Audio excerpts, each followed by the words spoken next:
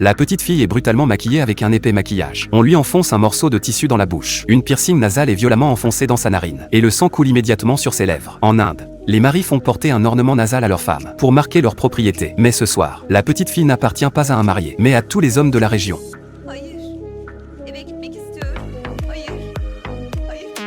Ici se trouve le quartier rouge le plus célèbre d'Inde. C'est aussi un lieu de concentration de la traite des êtres humains et des organisations criminelles. Chaque jour, d'innombrables petites filles sont poussées dans l'abîme. C'est un quartier qui représente le crime et la déchéance. Mais c'est aussi ici qu'a grandi une lumière. Elle est plus tard devenue l'impératrice de Bombay. Elle porte de nombreux bijoux en or coûteux. Elle était la seule femme du pays à posséder une Bentley. Quand une nouvelle fille récalcitrante arrive dans le quartier rouge, les tenancières viennent la trouver pour régler les problèmes. Et Marie ne frappe jamais les filles. Elle commence par raconter calmement sa propre histoire. Puis elle leur laisse un choix. Soit rester pour gagner de l'argent, soit prendre du poison et mourir. Beaucoup de filles déterminées choisissent la seconde option. À ce moment, Marie ne dit rien, mais se retourne et rachète les filles à 10 fois leur prix, puis les renvoie chez elle. Ses subordonnés ne comprennent jamais. Pourquoi gaspiller de l'argent pour sauver ces gens? Marie sourit toujours et dit, vous ne comprenez pas. Et la raison en est qu'elle veut gagner les cœurs, pour préparer sa future campagne électorale. Elle ne veut pas seulement de l'argent, elle veut aussi le pouvoir. L'objectif suivant de Marie est de se présenter comme chef du quartier de Kamatipura. Son adversaire s'appelle Reya. Elle est chef de quartier depuis 2 ans déjà, et dispose d'un pouvoir considérable. Pour rivaliser avec elle, Marie a besoin d'une grosse somme d'argent. Alors elle va trouver son frère adoptif Jacques, pour lui demander de reprendre le commerce d'alcool de la mafia. Cela ne respecte pas les règles. Jacques ne peut pas accepter, mais Marie explique qu'elle ne fait pas ça pour elle, mais pour les millions de femmes ici.